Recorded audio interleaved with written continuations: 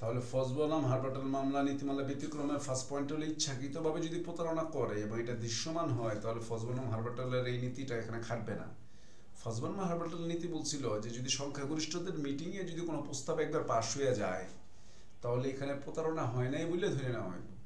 সবাই majority share হোল্ডাররা বললো যে হ্যাঁ এই কোম্পানিটা বাজার দরে 17 লক্ষ পাউন্ড আছে, কিনতে পারেন। পরবর্তীতে যাচাই বাছাই করে তারা দেখলো যে এটা 15 লক্ষ পাউন্ড হয়, তাহলে আপনার মেজরিটি মিটিংয়ের মধ্যে পাশ করলেন কেন?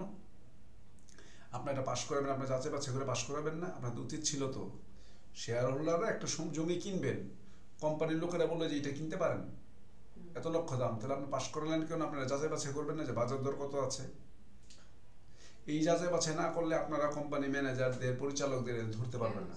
বাজার দরের থেকে বেশি কি যায় না? বাজার দরের উপরে বেশি যায়, কিন্তু কথা হচ্ছে ইসেদের কথা হচ্ছে বাজার দরের চাইতে আর বেশি বিক্রি, কোম্পানিকে বেশি দামে কোম্পানির কাছে সেল করছে। তারা একটা প্রপোজাল দিছে যে সম্পত্তিটা আমাদের আছে কয়জনের কিনা, আপনার কোম্পানিটা অ্যাসেট হিসাবে নিতে পারেন যদি আপনারা সবাই চান। বলছে বাজার দর এত, আমাদের রেট এত। সবাই বলছে আচ্ছা ঠিক আছে রেট এত। পরবর্তী দেখলেন না বাজার দর এর চেয়ে কম ছিল, তো আপনার মিটিংয়ে পাশ করেন কেন? আপনি দায়টা এড়াতে পারবেন না। শেয়ার হোল্ডারদের দায় দায়িত্ব তো, শেয়ার হোল্ডাররা যাচাই বাছাই করেন না, এখন শেয়ার হোল্ডাররা ফস মামলা করলে কি চলবে? এটাই বলছে এটা চলবে না। আপনাদের যাচাই বাছাই সুযোগ ছিল, ক্রেতার সাবধান নীতি, কেবে টেম্পটারের মতন এখানেও তো এই নীতিটাই খাটবে। এরপর হচ্ছে তাহলে ইচ্ছাকৃতভাবে প্রতারণা যদি করে, দেখা যায় যে হ্যাঁ সংখ্যাগরিষ্ঠ সদস্যরা যদি প্রতারণা করে তাদেরকে তথ্য না দেয় তাহলে ভিন্ন কথা, তারা কোন জমিটা কিনবে ক্লিয়ার ভেঙে বলে না, কোন সাইডে কোন প্লটটা কিনবে ভেঙে বলে না, তাহলে তো প্রতারণা। তাহলে ঠিক তাহলে আবার এটা এই তত্ত্বটা কাজ করবে না। এই তত্ত্বটা কাজ করার জন্য মেজর যে প্রশ্নটা লাগবে সেটা হচ্ছে সঠিক তথ্য দিলে আর এটা প্রতারণা হচ্ছে না।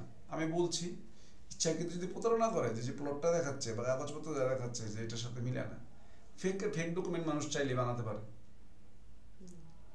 কিন্তু ফেক তো ফেকই, ফেকের অরিজিনাল মনে হয় বরঞ্চ। হ্যাঁ ফেকের প্রোডাক্টের মধ্যে এমনভাবে বিএসটি সিল দেওয়া থাকে মনে হয় এইটা অরিজিনাল, আর অরিজিনালটাই ভেজাল।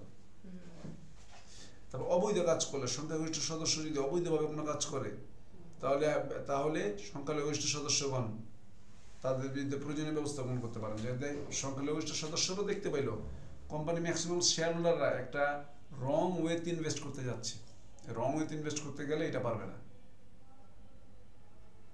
অবৈধ কাজ হয় সংখ্যালঘিষ্ঠরা তখন বাধা দিতে পারবে, প্রতারণা করলে বাধা দিতে পারবে।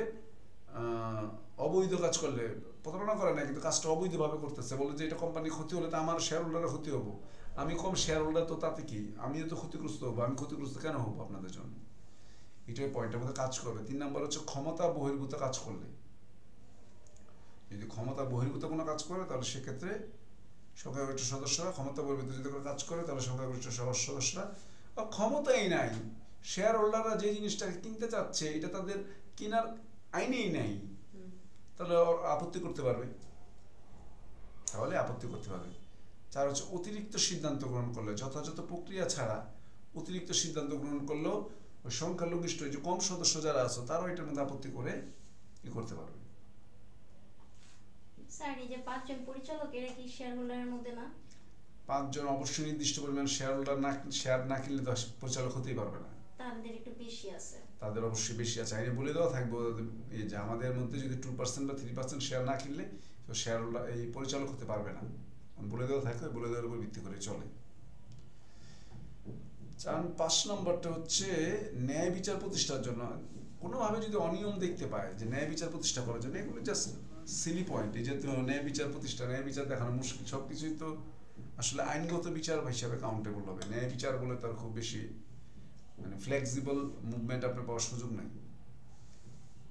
6 নম্বর হচ্ছে সংখ্যালঘিষ্ঠদের যদি স্বার্থ হানি হয়, আপনি যদি দেখতে পান যে সংখ্যালঘিষ্ঠ সদস্যদের স্বার্থটা হানি হচ্ছে তাহলে সেক্ষেত্রে তারা আইনের আশ্রয় নিতে পারবে সংখ্যালঘিষ্ঠ সদস্যরা।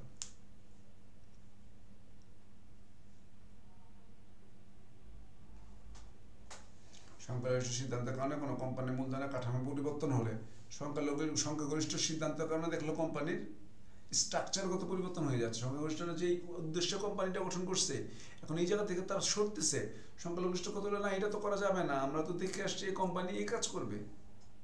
কোম্পানি এখন সবাই মিলে কি ডিসিশন নিচ্ছে? আইন বিরোধী ডিসিশন, মানে কোম্পানি কি কাজ করবে এটা সরকারকে জানা থাকতে হবে। এখন স্ট্রাকচার চেঞ্জ করে ফেলতেছেন, আপনার ছিলেন আগে ডায়াগনস্টিক সেন্টার, এমন এটা হসপিটাল বানাই ফেলতেছেন মিটিং করে, না আপনি এইভাবে পারবেন না, এটারও প্রক্রিয়া আছে কিন্তু পারবেন না ধরেন। এমন যদি হয় যে কাঠামোই পরিবর্তন করে ফেলতেছেন, তাহলে সেক্ষেত্রে সংখ্যালঘিষ্ঠ স্বার্থের হানি হইলে তারা আইনের আশ্রয়টা নিতে পারবে, যে ওনারা এই ডিসিশন নিলে তো আমরা এই জায়গায় থাকার কথা না, আমরা ডায়াগনস্টিক সেন্টারের বিশ্বাসী, কারণ কমিশন আছে, লাভ আছে, এখানে আমরা শেয়ার কিনছি, হসপিটাল দিলে লাভ কম হইতে পারে। তবে হসপিটালওয়ালারা খুব একটা লাভবান হচ্ছে না যে তা না, ডেঙ্গু টেঙ্গু তাদের অনেক মোটামুটি হসপিটাল দিতে পারলে ভালোই, তো এরকম ডেঙ্গু টেঙ্গু যে প্রকোপ, স্যার রোগী 10 জন গেলে 9 জনই ডেঙ্গু। না জানি না।